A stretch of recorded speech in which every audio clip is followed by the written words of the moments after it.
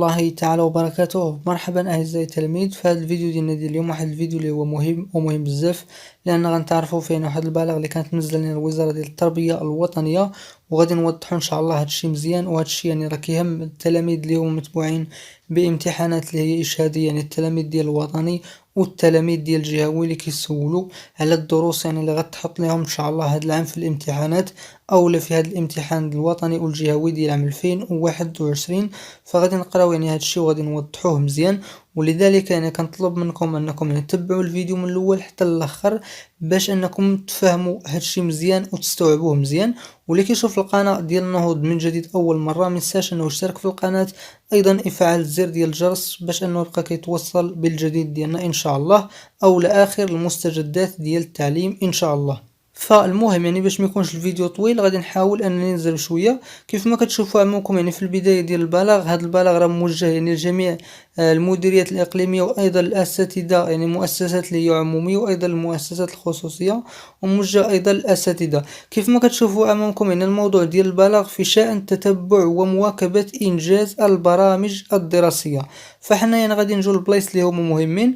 كيف ما كتشوفوا امامكم فعلاقه بالموضوع والمرجع المشار اليه ما اعلاه هو في اطار تتبع ومواكبه السير الدراسه بالمؤسسات التعليميه على الصعيد المديريه الاقليميه، وصونا لحق المتعلمات والمتعلمين في الاستفاده من فرص المتكافئه في التحصيل والتعلم بما يؤهلهم للاجتياز الامتحانات الاشهاديه وغير الإشهادية في أحسن الظروف. يشرفني أن أطلب منكم العمل كل من موقعه على تتبع إنجاز البرامج الدراسية ووتيرة سير الدروس المقررة، وذلك من خلال الالتزام بالترتيبات والتوجيهات الآتية.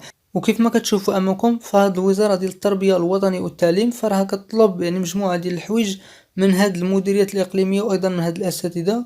فكما كنشوفوا يعني اول طلب اللي هو الحرص على استكمال الدروس المقرره، بمعنى ان هاد العام خاص ضروري يكملوا الدروس اللي كاين عندهم هاد العام، يعني ديال الدوره الاولى وديال الدوره الثانيه.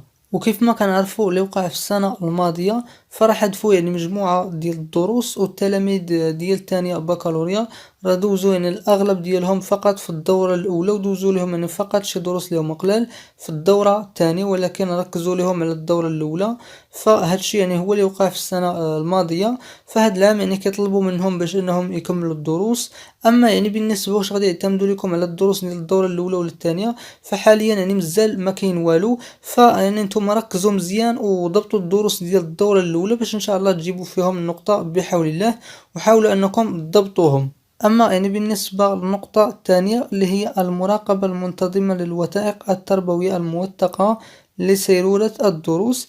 اما يعني بالنسبه للنقطه الثالثه واحد النقطه اللي هي مهمه ومهمه بزاف، كما كتشوفوا امامكم مواصله اجراءات الانشطه التعلم الذاتي والائها ما تستحقه من عنايه. بمعنى ان ذاك التعلم الذاتي يعني داكشي اللي كتقراو في ديوركم من بعد ما كتجيو في المدرسه، فهاد التعلم خاصكم تعطوه واحد الاهميه اللي هي كبيره وكبيره بزاف، لانكم يعني كتقراو واحد المده اللي هي قليله في المدرسه، تقريبا شي يومين او هي 3 ايام.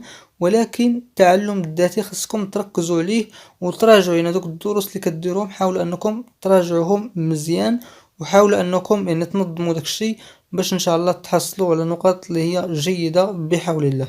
اما يعني بالنسبه للنقطه الرابعه اللي هي برمجه حصص الدعم التربوي وانجاز الفعل لها، هنا بمعنى هذه كتبقى يعني الاساتذه خصهم ضروري يديروا واحد الحصص ديال الدعم باش التلاميذ يستوعبوا الدروس بواحد الشكل اللي هو جيد ويفهموا الدروس. وخاص ضروري يكونوا هاد الحصص ديال الدعم، لان التلاميذ ما كيقراوش بزاف، كيقراو تقريبا شي يومين كيف ما قلنا او لا هي 3 ايام. اما يعني بالنسبه للنقطه الخامسه اللي هي احترام النصوص التنظيميه المؤطره للمراقبه المستمره، فهاد الشيء يعني كيتعلق بالمديريات الاقليميات، يعني خاص دوك الفروض يتجراو في نفس التوقيت ديالهم. ايضا حتى الدروس او الدروس اللي كتكون في الاسابيع فتمشي وفق الاسابيع المحدده لها من طرف الوزاره ديال التربيه والتعليم. فهاد الشيء يعني هو اللي كان في الفيديو ديالنا. كنتمنى ان هذا الفيديو يكون نال الاعجاب ديالكم.